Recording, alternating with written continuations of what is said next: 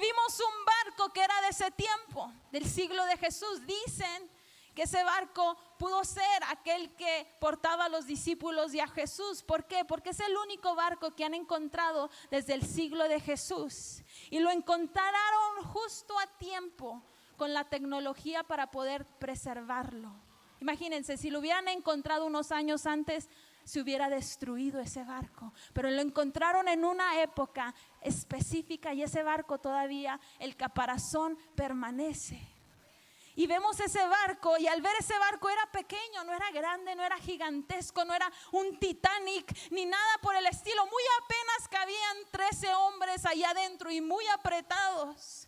Me imagino si estuvieran todos allá adentro con grandes olas y el aire soplando.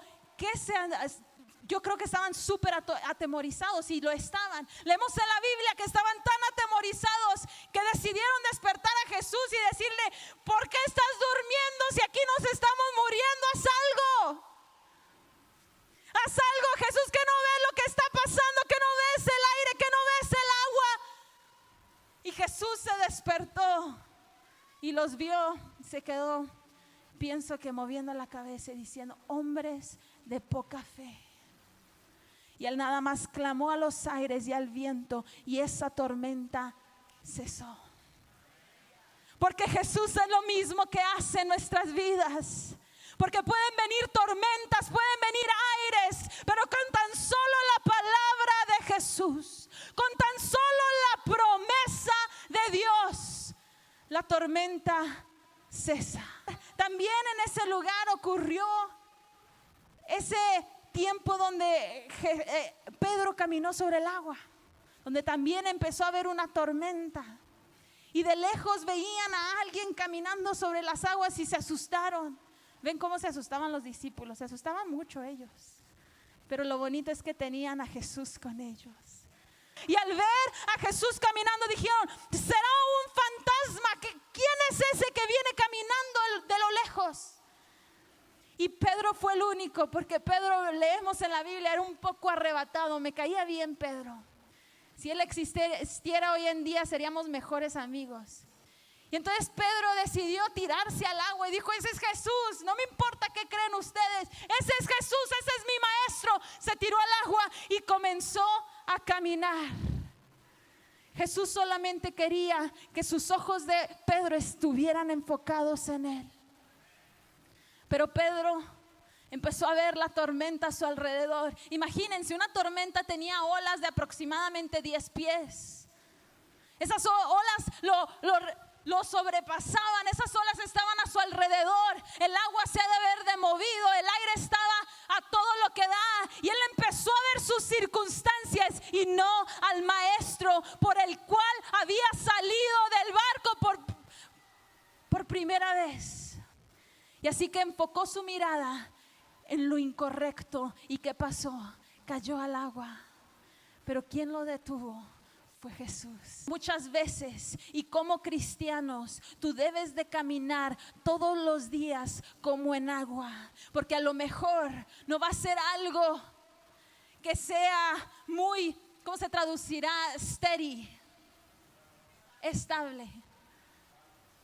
Pero lo que lo hará estable soy yo en tu vida. Cada día tenemos que caminar, cada día de nuestros días como en agua, porque cada día de nuestros días debe de ser un paso de fe. Dios hoy te está llamando a vivir una vida de fe. Yo no sé a quién Dios le está llamando hoy, pero Dios te ha dicho por mucho tiempo: tienes que empezar a dar pasos de fe. Y Dios hoy te dice: es el momento, es el comienzo de una vida sobrenatural. Comienza a dar pasos de fe. Es muy cómodo pisar la tierra. Es muy cómodo pisar lo que está macizo.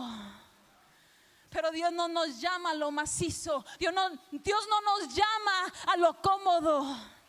Vean la vida de los discípulos, vean la vida de Jesús. Dios nos llama a una vida de fe.